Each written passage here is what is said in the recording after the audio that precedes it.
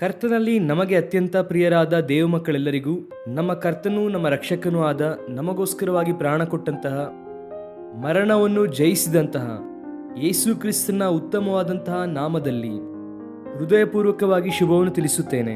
ನಾವು ಶಿಲುಬೆಗೆ ಹಾಕಲ್ಪಟ್ಟಂತೆ ಯೇಸುವನ್ನು ಬೋಧಿಸುತ್ತಾ ಇದ್ದೇನೆ ಎಂಬುದಾಗಿ ಪೌಲನು ಹೇಳಿದ ಪ್ರಕಾರ, ಯೇಸು ಕ್ರಿಸ್ತನ ಶಿಲುಬೆಯಲ್ಲೇ ನಮ್ಮ ಹೆಚ್ಚಳ.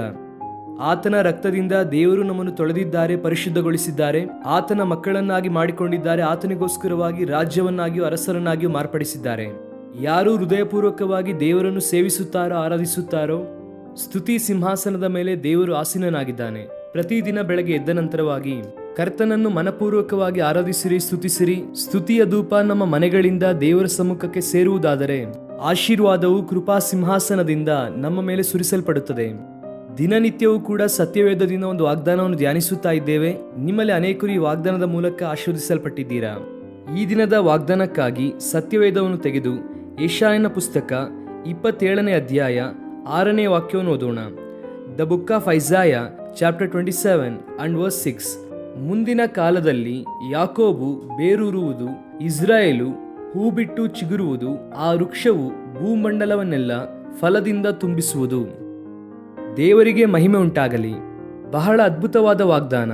ಅವರು ಭೂಮಂಡಲವನ್ನೆಲ್ಲ ಫಲದಿಂದ ತುಂಬಿಸುವರು. ಈ 27ನೇ ಅಧ್ಯಾಯದಲ್ಲಿ ಯೆಶಾಯನ ಪುಸ್ತಕದಲ್ಲಿ ಬಹಳ ಪ್ರಾಮುಖ್ಯವಾದ ವಿಷಯಗಳನ್ನು ನಾವು ನೋಡುತ್ತೇವೆ. ದೇವರು ದ್ರಾಕ್ಷಿಯ ಗಿಡವನ್ನು ನೆಡುತ್ತಾರೆ, ಆತನು ಅದಕ್ಕೆ ನೀರಾಯಿಸುತ್ತಾ ಇದ್ದಾನೆ, ಕಾಯುತ್ತಾ ಇದ್ದಾನೆ, ಫಲಿಸಬೇಕೆಂಬುದಾಗಿ ಆಶಿಸುತ್ತಿದ್ದಾರೆ. ಒಂದು ವೇಳೆ ಮುಳ್ಳು ಗಿಡಗಳು ಏನಾದರೂ ಇದ್ದರೆ ಅದನ್ನು ಒಟ್ಟಿಗೆ ಸುಟ್ಟು ಬಿಡುವೆನೆಂಬುದಾಗಿ ದೇವರು ವಾಗ್ದಾನ ಮಾಡುತ್ತಾರೆ. ಅಷ್ಟು ಮಾತ್ರವಲ್ಲದೆ ಮುಂದಿನ ಕಾಲದಲ್ಲಿ ಯಾಕೋಬು ಬೇರೂರುವುದು, ಇಸ್ರಾಯೇಲ್ ಹೂ ಬಿಟ್ಟು ಚಿಗುರುವುದು, ಅವರು ಭೂಮಂಡಲವನ್ನು ಫಲದಿಂದ ತುಂಬಿಸುವರು. ದೇವರ ಆಶೀರ್ವಾದವು ತನ್ನ ಮಕ್ಕಳ ಜೀವಿತದಲ್ಲಿ ಯಾವ ರೀತಿಯಾಗಿ ಸುರಿಸಲ್ಪಡುತ್ತದೋ ಈ ವಾಕ್ಯದ ಮೂಲಕವಾಗಿ ನಾವು ಬಹಳ ಸ್ಪಷ್ಟವಾಗಿ ತಿಳಿದುಕೊಳ್ಳುತ್ತೇವೆ. ಒಂದು ವೇಳೆ ಇಲ್ಲಿಯ ತನಕ ನಿನ್ನ ಜೀವಿತದಲ್ಲಿ ಬರಿದಾದಂತಹ ಅನುಭವವನ್ನು ಹೊಂದಿದ್ದೀಯಾ? ಬತ್ತಿ ಹೋದಂತಹ ಸ್ಥಿತಿ, ಶೂನ್ಯವಾದಂತಹ ಸ್ಥಿತಿ ನಿನಗೆ ಇದೆಯಾ? ಯಾವುದೇ ಕೆಲಸ ಮಾಡಿದರೂ ಸಫಲತೆ ಇಲ್ವಾ? ಯಾವುದೇ ಕ್ಷೇತ್ರದಲ್ಲೂ ಇದ್ದರೂ ಕೂಡ ನಿನಗೆ ಆಶೀರ್ವಾದ ಇಲ್ಲದೆ ವಿಷಾದದಿಂದ, ವೇದನೆಯಿಂದ ಇದೆಯಾ? ದೇವರು ನಿನ್ನೊಂದಿಗೆ ಮಾತನಾಡುತ್ತಾ ಇದ್ದಾರೆ. ಬರುವಂತಹ ದಿನಗಳಲ್ಲಿ ಅಂದ್ರೆ ದೇವರ ಕೃಪೆ ನಿನ್ನ ಮೇಲೆ ಸುರಿಸಲ್ಪಡುತ್ತದೆ. ಆತನು ತನ್ನ ಮಹಿಮೆಯನ್ನು ನಿನ್ನ ಮೇಲೆ ಸುರಿಸುತ್ತಾರೆ. ಕರ್ತನಾದ ಯೇಸು ಕ್ರಿಸ್ತನನ್ನು ಯಾರು ತಮ್ಮ ಜೀವಿತದಲ್ಲಿ ಆಹ್ವಾನಿಸುತ್ತಾರೋ ಆ ದಿನವೇ ದೇವರು ನಮ್ಮನ್ನು ಫಲಿಸುವವರನ್ನಾಗಿ ಮಾರ್ಪಡಿಸುತ್ತಾರೆ. ಅದಕ್ಕೂ ಮುನ್ನ ನಮ್ಮಿಂದ ಯಾರಿಗೂ ಉಪಯೋಗವಿಲ್ಲ. ಅದಕ್ಕೂ ಮುನ್ನ ನಮ್ಮ ಜೀವಿತದಿಂದ ದೇವರಿಗೆ ಮಹಿಮೆ ಇರಲಿಲ್ಲ. ಅದಕ್ಕೂ ಮುನ್ನ ನಮ್ಮ ಜೀವಿತದ ಮೂಲಕ ಸಭೆಗಾಗಲಿ ಸಮಾಜಕ್ಕಾಗಲಿ ಯಾವುದೇ ಉಪಯೋಗವಿರಲಿಲ್ಲ. ಆದರೆ ಕರ್ತನಿಗೆ ನಮ್ಮ ಜೀವಿತವನ್ನು ಒಪ್ಪಿಸಿಕೊಟ್ಟಂತಹ ದಿನದಲ್ಲಿ ದೇವಾದಿ ದೇವನು ತನ್ನ ಅಭಿಷೇಕದಿಂದ ನಮ್ಮನ್ನು ತುಂಬಿಸಿದ್ದಾರೆ. ಆದ್ದರಿಂದ ಆತ್ಮದಿಂದ ತುಂಬಿಸಿದ್ದಾರೆ. ಆದ್ದರಿಂದ ಈಗ ನಾವು ಫಲಭರಿತರಾಗಿ ಇದ್ದೇವೆ. ಅನೇಕರನ್ನು ಫಲಭರಿತರನ್ನಾಗಿ ಮಾರ್ಪಡಿಸುತ್ತಾ ಇದ್ದೇವೆ. ಇದು ದೇವರು ನಮಗೆ ಕೊಟ್ಟಂತ ಆಶೀರ್ವಾದ. ಬೇರೂರುವಂತಹ ಅನುಭವವನ್ನು, ಚಿಗುರುವಂತಹ ಅನುಭವವನ್ನು ದೇವರು ನಮಗೆ ದಯಪಾಲಿಸಿದ್ದಾರೆ. ಸಾರವಿಲ್ಲದೆ ಇರುವಂತಹ ಜೀವಿತವನ್ನು ಹೊಂದಿದ್ದೀಯಾ? ಬತ್ತಿ ಹೋದಂತಹ ಜೀವಿತವನ್ನು ಹೊಂದಿದ್ದೀಯಾ? ವೆಸ್ಲಿ ಅವರೇ, ನನ್ನ ಜೀವಿತದಲ್ಲಿ ಅದೇನೋ ಗೊತ್ತಿಲ್ಲದೆ ಇರುವಂತಹ ನಿರಾಶೆ, ನಿರುತ್ಸಾಹ, ಎಷ್ಟೇ ಜನ ನನ್ನ ಸುತ್ತಲೂ ಇದ್ದರೂ ಕೂಡ, ಎಷ್ಟೋ ಸ್ನೇಹಿತರು, ಬಂಧುಗಳು ನನಗೆ ಇದ್ದರು, ಬಹಳಷ್ಟು ಹಣ ಇದ್ದರು, ಅಧಿಕಾರವಿದ್ದರೂ ಕೂಡ ನನ್ನ ಹೃದಯದಲ್ಲಿ ನಿರಾಶೆ, ನಿರುತ್ಸಾಹವು ಆಳ್ವಿಕೆಯನ್ನು ಮಾಡುತ್ತಾ ಇದೆ. ಬತ್ತಿ ಹೋದಂತ ಅನುಭವ, ಒಂದು ನಿರ್ಜನವಾದ ಪ್ರದೇಶದಲ್ಲಿರುವಂತಹ ಅನುಭವ, ಒಂದು ಸುಟ್ಟು ಹೋದಂತ ಅರಣ್ಯದಲ್ಲಿ, ಬತ್ತಿ ಹೋದಂತ ಅರಣ್ಯದಲ್ಲಿದ್ದರೆ ಎಂತಹ ಪರಿಸ್ಥಿತಿಯೋ ನನ್ನ ಜೀವಿತವೂ ಕೂಡ ಹಾಗೆ ಇದೆ ಎಂಬುದಾಗಿ ಒಂದು ವೇಳೆ ನೀನು ಬಾಧೆ ಪಡುತ್ತಾ ಇದ್ದರೆ ದೇವರು ನಿನ್ನೊಂದಿಗೆ ಮಾತನಾಡುತ್ತಿದ್ದಾರೆ. ನಿನ್ನ ದೇವರು ಎಷ್ಟು ಶಕ್ತಿಶಾಲಿ ಅಂದರೆ, ನಿನ್ನ ದೇವರು ಎಷ್ಟು ಪ್ರೀತಿಯುಳ್ಳವನು ಅಂದರೆ, ನಿನ್ನ ಕುರಿತಾಗಿ ಎಷ್ಟು ಉನ್ನತವಾದ ಪ್ರಣಾಳಿಕೆಯನ್ನು ಹೊಂದಿದ್ದಾರೆ ಅಂದರೆ, ನೀನು ಚಿಗುರಬೇಕೆಂದು ದೇವರು ಆಶಿಸುತ್ತಿದ್ದಾರೆ. ಯೆಶಾಯನ ಪುಸ್ತಕವನ್ನು ನೋಡುವುದಾದರೆ ಯೆಶಾಯನ ಬುಡದಿಂದ ಚಿಗುರು ಹುಟ್ಟುತ್ತದೆ ಎಂಬುದಾಗಿ ವಾಕ್ಯವು ನಮಗೆ ಗೊತ್ತು ಅಲ್ವಾ? ಯೆಶಾಯ 11:1 ಆ ಮಾತು ಇರುತ್ತದೆ. ಎಸ್, ನಮ್ಮ ದೇವರು ಚಿಗುರುವಂತೆ ಮಾಡುವಂತಹ ದೇವರು. ಆಶೆ ಇಲ್ಲದೆ ನಿರಾಶೆಯಿಂದ ಇದ್ದೀಯಾ?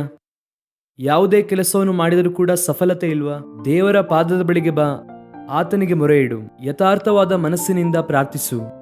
ಯಥಾರ್ಥರು ಮಾಡುವಂತಹ ಪ್ರಾರ್ಥನೆಯು ದೇವರಿಗೆ ಆನಂದಕರ ಎಂಬುದಾಗಿ ವಾಕ್ಯದಲ್ಲಿ ಬರೆಯಲ್ಪಟ್ಟಿದೆ. ನಿನ್ನ ಪ್ರಾರ್ಥನೆಯನ್ನು ದೇವರು ಕೇಳುತ್ತಿದ್ದಾರೆ, ನಿನ್ನನ್ನು ಚಿಗುರುವಂತೆ ಮಾಡುತ್ತಾರೆ. ನಾನು ನನ್ನ ಜೀವಿತದಲ್ಲಿ ಈ ವಾಗ್ದಾನ ನೆರವೇರುವುದನ್ನು ನೋಡಿದ್ದೇನೆ. ಅದಕ್ಕೂ ಮುನ್ನ ನಾನು ಸೇವೆಗೆ ಬರುವುದಕ್ಕಿಂತ ಮುಂಚೆ ನನ್ನಲ್ಲಿ ಅನೇಕ ಆಲೋಚನೆಗಳಿದ್ದವು. ನಾನು ಅದನ್ನು ಇದನ್ನು ಮಾಡಬೇಕು, ಅಲ್ಲಿ ಇಲ್ಲಿ ಹೋಗಬೇಕೆಂಬುದಾಗಿ. ಆದರೆ ದೇವರು ನನ್ನನ್ನು ಸೇವೆಗೆ ಕರೆದ ನಂತರ, ನನ್ನ ಜೀವಿತವನ್ನು ಸಂಪೂರ್ಣವಾಗಿ ಒಪ್ಪಿಸಿಕೊಟ್ಟ ನಂತರವಾಗಿ ಆತನ ಆಶೀರ್ವಾದವನ್ನು ಸ್ಪಷ್ಟವಾಗಿ ನಾನು ನೋಡಿದ್ದೇನೆ. ಈ ದಿನ ಪ್ರಪಂಚವ್ಯಾಪ್ತಿಯಾಗಿ ಅನೇಕ ಕೋಟ್ಯಾಂತರ ಜನರಿಗೆ ನಮ್ಮ ಕುಟುಂಬವನ್ನು ದೇವರು ಆಶೀರ್ವಾದವಾಗಿ ಇಟ್ಟಿದ್ದಾರೆ ಅಂದರೆ ಆತನು ಚಿಗುರುವಂತ ಅನುಭವವನ್ನು ನಮ್ಮ ಜೀವಿತದಲ್ಲಿ ತಂದಿದ್ದಾರೆ. ನಿನ್ನನ್ನು ಕೂಡ ದೇವರು ಆಶೀರ್ವದಿಸುತ್ತಾರೆ. ನಿನ್ನನ್ನು ದೇವರು ಸ್ಥಿರಪಡಿಸುತ್ತಾರೆ, ತನ್ನ ಮಹಿಮೆಗೋಸ್ಕರ ಉಪಯೋಗಿಸುತ್ತಾರೆ, ಫಲಭರಿತರನ್ನಾಗಿ ಮಾಡುತ್ತಾರೆ. ನಾವು ಎಲ್ಲಿ ಇರುತ್ತೇವೋ ಅಲ್ಲಿ ಆಶೀರ್ವಾದವೇ ಬಿಟ್ಟರೆ ಎಲ್ಲಿರುತ್ತೇವೋ ಅಲ್ಲಿ ಇಕ್ಕಟ್ಟಿರುವುದಿಲ್ಲ. ಕೆಲವರನ್ನು ನೋಡಿ ಅನೇಕರು ಕೊಡುವಂತಹ ಸಾಕ್ಷಿ ಏನೆಂದರೆ ಇವರು ಎಲ್ಲಿರುತ್ತಾರೋ ಅಲ್ಲಿ ನಾಶನ ರೀ, ಎಲ್ಲಿ ಹೆಜ್ಜೆ ಇಡುತ್ತಾರೋ ಅಲ್ಲಿ ನಾಶನ ಎಂಬುದಾಗಿ ಕೆಲವರ ಕುರಿತಾಗಿ ಮಾತನಾಡುತ್ತಾರೇನೋ. ಆದರೆ ದೇವ ಮಕ್ಕಳ ಇರುವಿಕೆ ಅನೇಕರಿಗೆ ಆಶೀರ್ವಾದವನ್ನು, ಧೈರ್ಯವನ್ನು, ಆದರಣೆಯನ್ನು ಕೊಡುವಂತದ್ದಾಗಿದೆ. ಧೈರ್ಯವನ್ನು ಕೊಡುತ್ತದೆ. ನಿನ್ನನ್ನು ನನ್ನನ್ನು ಅಂತಹ ಸ್ಥಾನದಲ್ಲಿ ನಿಲ್ಲಿಸಬೇಕೆಂದು ದೇವರು ಕೋರುತ್ತಿದ್ದಾರೆ. ನಿನ್ನ ಮೂಲಕವಾಗಿ ದೇವರು ಭೂಲೋಕವನ್ನು ಫಲಭರಿತವನ್ನಾಗಿ ಮಾಡುವುದಕ್ಕೆ ಇಷ್ಟಪಡುತ್ತಿದ್ದಾರೆ. ನಂಬುವವರು ದೇವರಿಗೆ ಮಹಿಮೆಯನ್ನು ಸಲ್ಲಿಸೋಣ. ಆಮೇನ್. Praise the Lord. ಕಣ್ಣು ಮುಚ್ಚಿರಿ, ಪ್ರಾರ್ಥನೆ ಮಾಡೋಣ. ಈ ವಾಗ್ದಾನವಿಟ್ಟು ಪ್ರಾರ್ಥಿಸೋಣ. ಈ ದಿನವೆಲ್ಲ ದೇವರು ನಿಮ್ಮ ಜೀವಿತದಲ್ಲಿ ದೊಡ್ಡ ಕಾರ್ಯವನ್ನು ಮಾಡಬೇಕೆಂದು ಪ್ರಾರ್ಥಿಸುತ್ತೇನೆ. ಪ್ರೀತಿಯುಳ್ಳ ತಂದೆ, ಉನ್ನತನಾದ ದೇವ, ಈ ಹಿಂದೆ ಬತ್ತಿ ಹೋದಂತಹ ನಮ್ಮ ಜೀವಿತವನ್ನು ಚಿಗುರುವಂತೆ ಮಾಡುವಂತಹ ದೇವರಾಗಿದ್ದರೆ ಅದಕ್ಕಾಗಿ ಸ್ತೋತ್ರ. ಬೇರೂರುವಂತೆ ಮಾಡಿ ಚಿಗುರಿಸಿ ಅದರ ಮೂಲಕ ಭೂಲೋಕವನ್ನು ಫಲಭರಿತವನ್ನಾಗಿ ಮಾಡಿ ಆ ಅನುಭವವನ್ನು ಕೊಡುತ್ತೇನೆ ಎಂಬುದಾಗಿ ನಮಗೆ ವಾಗ್ದಾನ ಮಾಡಿದ್ದೀರಾ. ಈ ವಾಗ್ದಾನವನ್ನು ಈ ದಿನ ಈ ವಾಗ್ದಾನವನ್ನು ನೋಡುತ್ತಾ ಇರುವಂತಹ ಪ್ರತಿಯೊಬ್ಬರ ಜೀವಿತದಲ್ಲಿ ನೀವೇ ಇದನ್ನು ನೆರವೇರಿಸಿರಿ. ಈ ಹಿಂದೆ ನಮ್ಮ ಇರುವಿಕೆ ಅನೇಕರಿಗೆ ದುಃಖವನ್ನು, ಅನೇಕರಿಗೆ ದೇವರ ವೇದನೆಯನ್ನು, ಅನೇಕರಿಗೆ ಅಧೈರ್ಯವನ್ನು ಉಂಟು ಮಾಡಿದೇನೋ. ಆದರೆ ನಿನ್ನನ್ನು ಅಂಗೀಕರಿಸಿರುವುದರಿಂದ, ದೇವರೇ ನಿನ್ನನ್ನು ನಾವು ಆಶ್ರಯಿಸಿರುವುದರಿಂದ ನಮ್ಮ ಇರುವಿಕೆ, ನಮ್ಮ ಕೆಲಸಗಳು, ನಮ್ಮ ಕಾರ್ಯಗಳು ಅನೇಕರಿಗೆ ಆಶೀರ್ವಾದಕರವಾಗಿರುವಂತೆ ದೇವರೇ ನೀವೇ ಸಹಾಯ ಮಾಡಿರಿ.